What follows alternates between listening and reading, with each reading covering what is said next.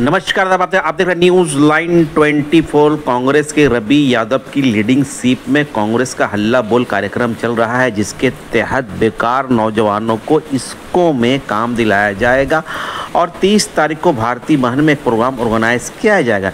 इसी सिलसिले की कड़ी में आज बड़ाकर के बेगुनिया में एक प्रोग्राम ऑर्गेनाइज किया गया। आइए तफसील रिपोर्ट के लिए आपको वहाँ पे लेकर चलता हूँ।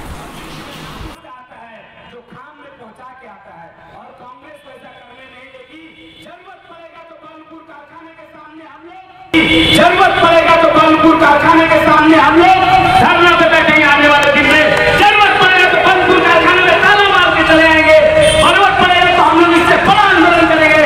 लेकिन कोई नेता वहां पे बैठ के अगर ये सोचता है कि हम लोग बलपुर कारखाने में जो गरीबों का पैसा, यहाँ के मजदूरों का पैसा, यहाँ के लोगों को 36,000 करोड़ रुपए खाने का कोशिश करेगा, यहाँ के लोगों का एम्प्लॉयमेंट छीनने का कोशिश करेगा।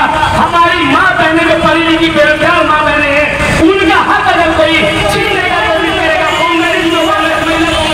हम लोग का ये आह्वान है कि 30 तारीख को जो हम लोग प्रोग्राम लिए हैं जिसको कांग्रेस के बैनर में, और हम लोगों ने QR कोड भी लॉन्च किया है। वो QR कोड जो है आप लोगों को भी, हमारे जो वर्कर्स है वो आप लोगों को अवेलेबल करवाएंगे। ये पूरा QR कोड जो है आप पहले इसको गूगल में जाइएगा। गूगल के पेज पे जब आप खोलिएगा तो आपको पहला स्टेप मिलेगा।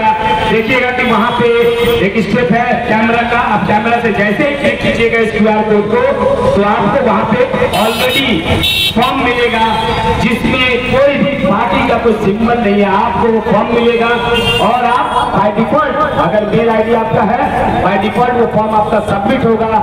फिर सेफ्टी एंड सिक्योरिटी आपके फॉर्म के साथ, डेटा के साथ कोई टैंपर नहीं होगा।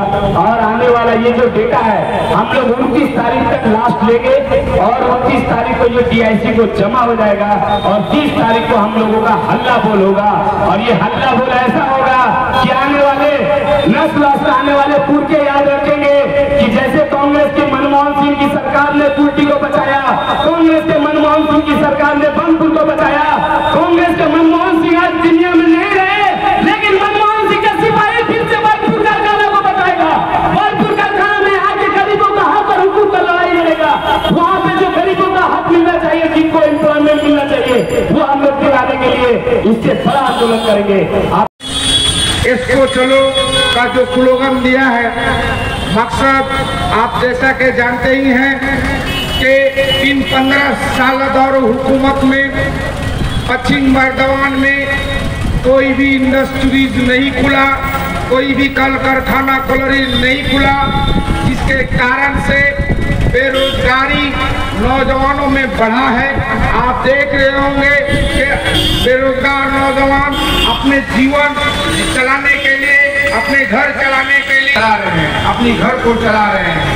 आपको मालूम ही होगा कि किस तरीके से देश में बैठे हुई एक फिक्का परस्त पार्टी BJP नरेंद्र दामोदर दास मोदी जी की पार्टी लोगों को गुमराह करके देशवासियों को, देश को किस तरफ में धकेल रहा है, इसे किसी से छुपा हुआ नहीं है, हमारा आप जानते ही हैं।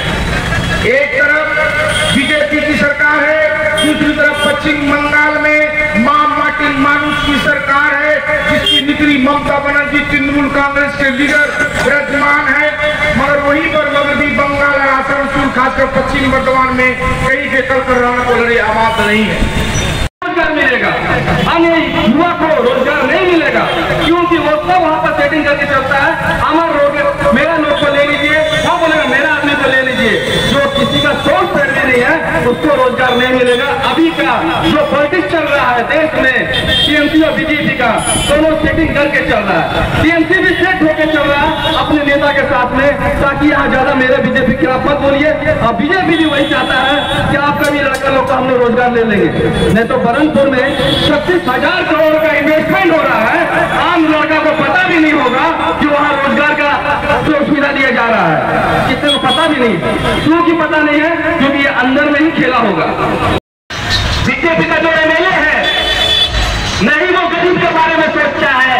और 4 साल से पहले कैसे पिछला जो भी 10-15 साल लगता तो TMC का भी कोई MLA बना हुआ था, गरीबों के बारे में एक भी मुद्दा नहीं उठा गरीब को सिर्फ